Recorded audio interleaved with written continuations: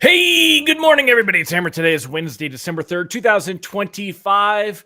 I, of course, am Hammer, founder of Originator Success, Grab and Go Social, and Rate Sensei. You can check out those products. They're all there to help you, my mortgage originator brethren, get more business as we head into 2026. So feel free to check those out. Remember, we talk about the market each and every weekday morning, 9:30 a.m. Eastern time. You can join me live. Love having you join me live. If you would like a reminder to join me live, you can sign up for a quick text reminder. I send those out right before I go live, hmmr.io/reminder.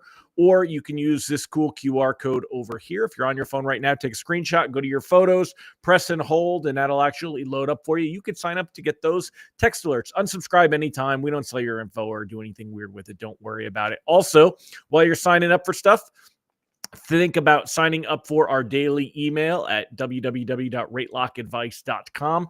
Thousands and actually over, I guess I could say tens of thousands of other originators, can't be wrong. Ratelockadvice.com. You can also sign up for our text alerts at www.ratetextalerts.com. Check those out or use the cool QR code that you see on the screen right now. So if you're here this morning, say good morning. If you're watching on the replay, do me a favor, give me a hashtag replay in the comments. Let me know that you were here. Either way, would love to hear from you. Let's go ahead and say hi to the live folks. We've got Mallory Fotiades on. Good morning, Ms. Mallory. How are y'all doing today? How's life in your world? We got Megan Bissell. Good morning. Kyle Mazikas. Good to see you. Nicole Semerad. Deb Dickinson. You know, I could say these names so fast because y'all join me almost every day. Some of you every day, most of you most of the days. And thank you for that. I appreciate you doing that.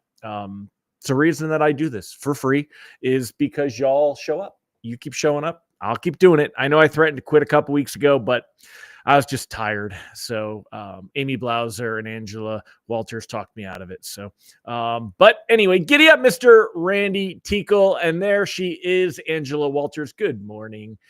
We got Debbie Richardson here, Yasmin Martin. Good morning. Great to have you here as well. All right, my friends, I'm going to go ahead and jump into it. Let's get started as everyone else continues rolling in. Oh, actually, wait, hold on. Before we do that, this is a good one. Mr. Ron Siegel just showed up from the West Coast, which he thinks is the best coast. And he said, today is National Package Protection Day. Let me know in the comments, have you ever had a porch thief? Have you ever had a package stolen? Have you ever had a package stolen, say, from the porch? Some of you live in much more suburban areas than I do. I live in the woods, so I have never had a package stolen. Even big stuff, I've never had stolen. So, but again, I do live in the woods. For those of you that don't know, I'm going to brag for a minute because what's the point of having an awesome house if you can't brag? Hold on a minute. Let me show you quick. Today it actually snowed, so I'm going to show you the snow picture today. Here you go. This is where I live. So people don't drive all the way up here to steal your packages. They would, in fact, most of my packages are down here. Let me put some yellow on here. My mailbox is down here. The post office will not. Oh, actually, that's not my house. Okay, so this is my house, right? You guys see my house. My mailbox is all the way, it goes like here, and it wraps around here, and it's right about here. And so my mailbox is down there. You're not even seeing it on the screen. Let me go ahead and anyway, it's down there. Have you ever had a package stolen? Go ahead and tell me. Curious. Let me know if you ever had a package stolen since today is National Package Protection Day. Hello, Vicky McSweeney. Ron said, I think the Amazon driver has the keys here more often than you are. That's funny, man. Randy said, we wore cups back in the day. Cups for what? I don't know what that means. Anyway, all right. Let's get to the good stuff. Let me show you what's going on this morning. So quick recap. Let me make this so you guys could see it a little bit better and bring this up. All right. Oh boy, got to refresh the page now. Here we go. Okay. So here's a quick recap. We'll put this on the 2-day. Yesterday, pricing came out right about here. That's right around 10 a.m. And we saw a nice, steady improvement through the day. Remember, green is good. Green helps your pricing. We ended the day a little bit higher than when pricing came out. That would give us a happy smiley face on the day. In fact, it was enough that a good handful of lenders did reprice better yesterday. If you take a look here on MBS Live, there were quite a few lenders that did reprice better. Let me know in the comments, by the way, did you get a reprice better? Curious. Did you get a reprice better? Let me know in the comments, even if you're watching the replay. As far as this today goes, it's a bit better than yesterday. We did see right here, see this big jump. So this is the jump in overnight trading. All right. So bonds ended the day right here around 101.20. They began this morning around 101.30. They were up about plus 10 basis points to start the day. And that's due to overnight trading. I didn't see any particular driver. Sometimes it's something that happens in overseas markets, but there was something that kind of pushed traders into bonds for the morning. However, you could see that we're actually starting to lose a little bit of ground here, and it's down a bit. Now we're up 8 basis points on the day. What that means is if we came out with pricing yesterday around 101.10. Today we're up around 101.30. So we're up around 20 basis points higher here. And that's a nice big smiley face here because that is going to give you better pricing. If we take a look at Mortgage News Daily, for example, back on Monday, we were right here, 6.31, and improved a little bit yesterday. Reprices would bring that down probably to about 6.28 if we were using Mortgage News Daily today. It would probably be about 6.28. Oh, I'm sorry. You guys aren't getting that all on your, let me move this over. I got to resize it. There you go. Okay. So yesterday, here it is. We improved about 6.30. Today we would be at like 6.28. Is it's going to be slightly better. What's really important to note though is that any moves that we do see are still very small. I mean, we're seeing small moves, but they're not. This isn't like do my loan, don't do my loan, qualify, don't qualify type moves. These are small moves in pricing. We are seeing really stable interest rates right now. Don't take that for granted. So like it says on the screen, bonds had a strong start in overnight trading. If we take a look at headlines this morning, the ADP data came in. ADP data, private employers lost 32,000 jobs. The expectation was that we were going to be at plus 10,000. That's a hard one to read. So let me put it here. Plus 10K. The expectation was that it would come in this morning at plus 10K. Now, it's important to note, especially when it comes to some of these private payroll jobs and ADP, who uses ADP? Large companies, right? As a small company, I don't use ADP. They're just not cost efficient. I can do it through QuickBooks, Quicken Payroll, and it's much more affordable for me to pay my staff. So using ADP, generally you're looking at big companies. The reason that we're seeing a drop in these positions, a lot of these are due to cutbacks because of AI efficiencies. AI is taking jobs. It's an actual thing and it is happening. I know it's happening because I talk to other business owners, some of whom are much bigger than me. And it's not that they want to get rid of people.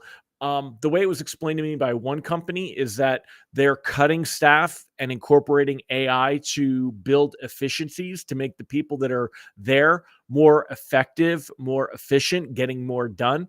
But the goal is to grow and bring more staff on again and grow with that AI use and increase profits, increase the company. But we're seeing a drop in jobs. It's still unemployment, right? It's still there. But we have to factor this in and what this is for. And it's important to realize, I think the Fed is looking at this too. And Ron, you and I should talk about this sometime, but I think the Fed knows you can't cut the Fed funds rate and increase this right off the bat. This is a part of the fourth wave of the Industrial Revolution where we are seeing automation to the next level with, white collar automation, basically. So But this did not affect mortgage rates this morning. When you take a look at where mortgage-backed securities were, that came out at 10 a.m. I'm sorry, it came out at 8:30 a.m. 8:30, we were at 101.31, and a few minutes later at 101.34. So there is absolutely no, it's right here. There was that minor 1 second worth of trading that dropped and came right back. So ADP data not affecting your pricing this morning.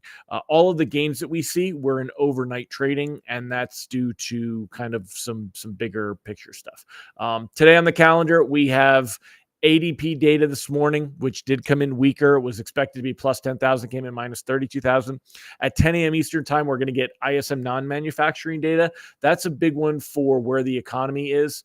It could help for mortgage bonds to improve a little bit further, kind of as pricing comes out, or if it comes in stronger than expected and we see bonds sell down, which could happen today.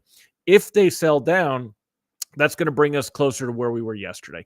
Either way, we won't see them sell down enough to where where you'll see pricing that won't be better. Yesterday's pricing was all the way down here. Even if we see bonds lose ground this morning, they'll still price somewhere up here. So you'll see slightly better pricing than what we saw yesterday. There's almost no way to say that. So, or no way not to see that rather. Reprice risk on the day is low. It's not likely that we have much to worry about with that. As far as the outlook, the Fed outlook right now, the Fed is absolutely expected to cut, and that's what markets are pricing in. They're pricing in almost a 90% expectation of a Fed rate cut, blowing off the idea that the Fed is divided or anything else. Ron points out that the ADP handles a huge percentage of small biz and handle about 20% of private payroll. Yeah, which in the scheme of things, I know that they handle small business, but I'm telling you, dude, I will bet you dollars to donut. 20% of small business is still not a majority, right? I mean, there's a lot of it. For small business. ADP, I used ADP years ago, and then they just got way too expensive. They were definitely, at least back in the day, they were looking for bigger accounts. The market share. Look at you with all these things up at your fingertips. So, according to wherever you got this, but yeah, calling less than 50 million in revenue a small business is kind of funny. I'm talking businesses 1, 2, 3 million, which employ a lot of people. So, anyway, Randy said he locked a few refi loans in the last price dip. Glad for the stability. No whammies and borrower second guessing. Refis provide value, but folks get antsy if rates are still falling. They do, especially. Forgive me, I had to pick some up. Especially when the headlines are slow to the party and make it sound like things are going down and they're already up. Good morning, Brandy Brickler, Bill Stevens. So anyway, that's kind of where we're at with all this stuff. There's really not much of a difference with these things. The cup, like the Stanley Cup. Oh, okay. You thought Hammer playing hockey. I would get it. Got it. I didn't. I wasn't getting it. Totally missed that one. So anyway, my friends, looks like there's really not much else. As far as the next couple of days, you're not going to see much coming out as far as data in the next couple of days. We do have PCE data coming out on Friday. I don't think it's going to make a big difference, but we do have that coming as well. Take a look at the 10-year Treasury, and then we'll wrap up the day. 4.06, nice and tidy. It's well below that 4.10 that we were kind of running into on a regular basis here. Basically, anything between 4 and 4.10 is what we're basically used to. And this is really where the 10-year Treasury is going to hold. Now, as we get into next week's Fed meeting, definitely keep an eye on that. I think that might be a bit of a I think it might be a bit of a downer. I think next week's Fed meeting may not be great for bonds or rate sheets. I think we're going to see a repeat what we've seen in the last couple of months, last couple of meetings, where we've seen things get better heading into the meeting and then they get worse. I think that's what's going to happen, because I don't think markets are going to like, the tone. If for any reason they do not cut rates, that would cause a big jump. We would absolutely see a bad day in bonds. But as of right now, when the market is this sure of a rate cut and there's enough pull behind the scenes, Powell would really have to drag his feet in order to convince enough people that they shouldn't be cutting. So we'll see. We'll see where this goes. I think we're all right though. But anyway, that's it, my friends. So that's what we got going on. Hope this helps you today. Let me know in the comments, and let's go back and circle around the question of the day. Answer it if you haven't yet. Have you ever had a package stolen? And especially like from the porch. And the reason we're talking about that, Siegel says today is National Package Protection Day. Speaking of packages, I got Costco delivering today. I've got Home Depot delivered yesterday. I got Amazon all the time. I don't leave my house enough. Good morning, Leroy Romero from Arizona. Let's see. I need a full color drone shot. I do have a full color drone shot, my friend. Hold on a minute. Let me show you since you asked me. And the white is actually, this is a winter wonderland, and it is full color. It's just that there's the brown in my house, but everything is white. However, if we go here, this is the full color drone shot of the house and where I'm at, and the smoke in the Smoky Mountains. And then this morning, let me show you what I'm looking at this morning. Hold on, let me take the camera so I don't make you guys dizzy. And let me turn off some of the fancy camera things here. Let's see. So we're going to stop sharing. Let me turn off these things. So here you go with the barn. There is Sophia hanging out and looking out the window, and my view today looking out. I've got a nice snowy thing. What I love about this is it looks beautiful, and then by this afternoon it'll warm up and it'll all be gone. It'll all be gone. And did y'all see my new toy? Let me see if there it is. Can't get a great look at it though with the screen. Hold on. I'll show you my new toy on the pictures. I picked this up on Monday. Driving things back and forth to get up to the barn has been a bit of a bear. I know I sound like a wuss, but that's okay because when I'm moving my tools and stuff. So anyway, I bought this the other day. It's one of those Chinesium Lowe's machines. It's a Rhino clone, a Yamaha Rhino clone, and but I picked it up. The price was right. I didn't want to spend a lot of money, but I wanted something that I could kick up and down the hill. And I'll throw some new tires in the back it needs, and a new windshield, and a couple of other things. And I paid less than $4,000 for it, so I'm okay with that. That's my new toy. I need a name for it though. I got to come up with a name. I don't even have a name for it. It's a Rhino clone.